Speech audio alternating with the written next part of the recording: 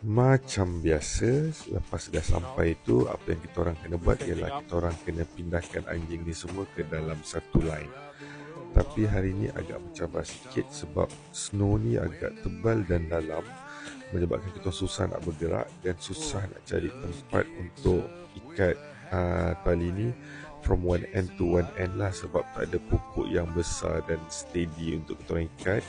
Walaupun susah, at the end kita orang manage untuk buat benda ni dan berjaya pindahkan anjing ni semua dalam satu line.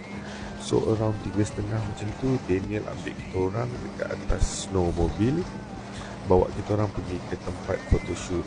Photoshoot apa? Nak photoshoot official Polar punya gambar. So gambar-gambar ni power, nanti aku akan tunjuk kat korang lah. So dah photoshoot tu dalam masa 30 minit, and afterward kita orang ada satu lagi workshop, iaitu workshop macam mana nak tidur luar dekat negatif 30 degree Celsius dekat Arctic. Benda tu pun best jugalah. So kita photoshoot dulu. Ayuh.